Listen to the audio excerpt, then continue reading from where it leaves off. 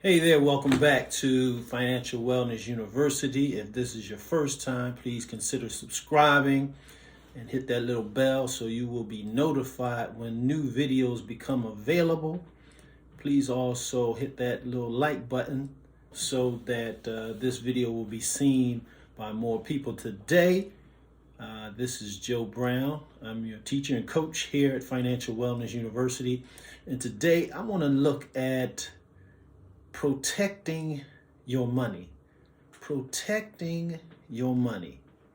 It is phase 4 in my system called the 7 phases of financial wellness.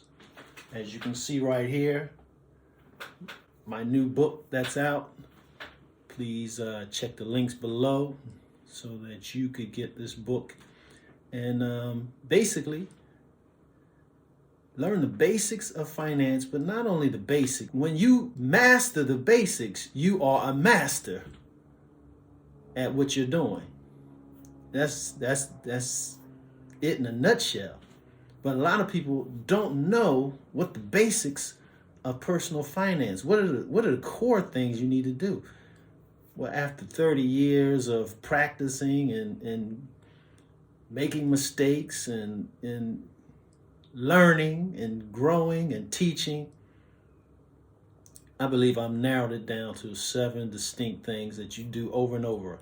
Whether you make $15 or 15 million, you do these 7 things.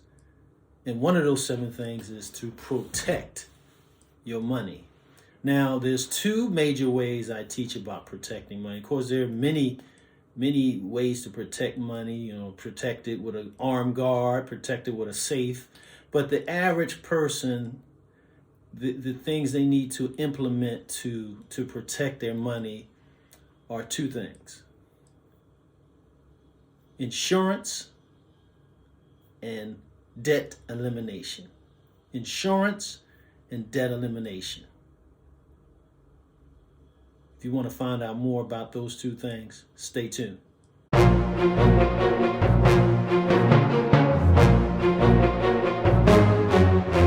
Now, as I was saying, the 2 ways, the main 2 ways that I teach about how to protect your money, but your personal finances, is to have insurance and eliminate debt.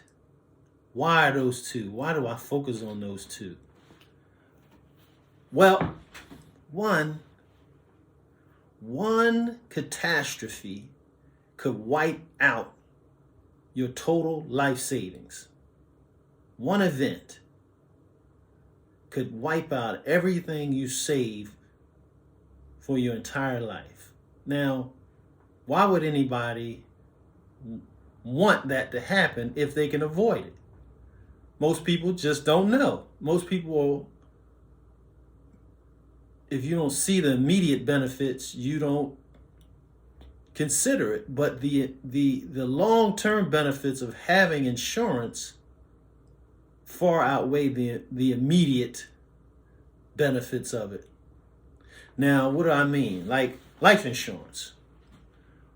A lot of breadwinners don't have life insurance, so if they pass away, untimely demise, if they go, the family that depended on them is left to try to keep up those same bills. And if the insurance is not in place, specifically life insurance, they're lost. And unfortunately, I've seen families whose breadwinner died, and now they got to sell the house. They got to sell the cars. It shouldn't happen when you could have purchased a very inexpensive term life insurance policy. Not whole life. Whole life is expensive, and they build a sort of a savings in there. Don't build your savings separate from your insurance, and let insurance be insurance. And what does insurance do? Insurance fills the risk that you would have to take and the insurance company takes on that risk. For instance, if a family had a breadwinner who made $100,000 a year, then his insurance, life insurance, should be 10 to 12 times that insurance, generally speaking, if he doesn't have any other savings to fill the gap, to self-insure himself. That would be like $1.2 million. So that if the family needed to keep living at that same standard of living, they would take that 1.2 million that the insurance company would pay them and take a portion of that every year towards the expenses for that family. Say if it was 10%, it would equal the yearly salary, which you more than likely wouldn't need the whole 10%, because with taxes and everything else, the person might have brought home 70, 80,000. So you look at taking 70,000 out of that 1.2 million every year. Now you can keep living the way you were living with no interruption in terms of, the ability to be able to pay for it. That's just one example of how insurance. But if you drive a car, you have to have car insurance. If you drive uninsured, you put at risk everything you own, because a person can sue you for everything you own to recoup their losses. And not even mention things that you can lose as a result of not having insurance. Your personal car, or injury as a result from that. So it's important to have insurance.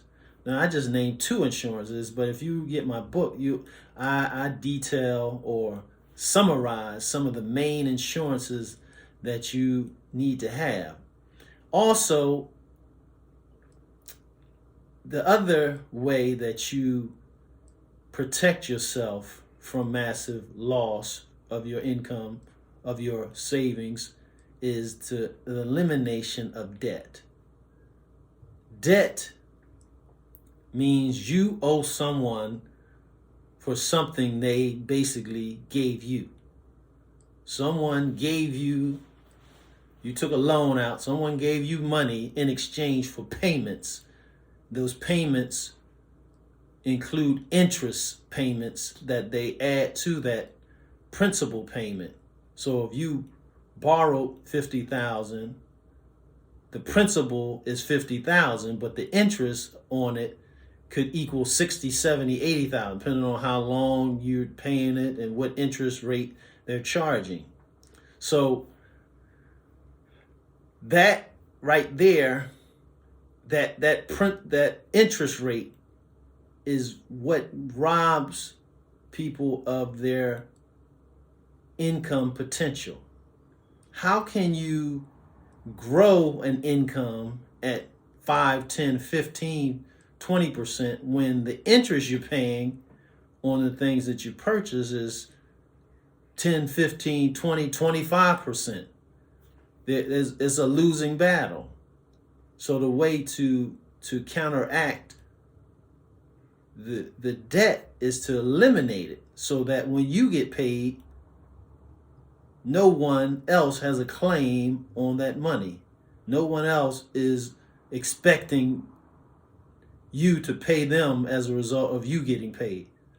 That's a good feeling, to know that when you get paid, no one else can claim any of your income. And if you've been living long enough, there's always someone trying to claim a portion of what you make. There's always someone trying to literally take something from your pocket. And when you have insurance, insurance protects you against a lot of that. A whole lot of that. And being out of debt protects you from the other things that maybe that won't protect you from. So those two together is a powerful way of protecting your income, protecting your money. So don't don't procrastinate on getting insurance. Call brokers. There's so many different services. use a service that looks at multiple insurance companies. Unless you have a good recommendation from someone who's used an insurance and believe that they're reputable and believe that they're quality and they have honor and deal with people fairly. But either way, you look, compare different quotes.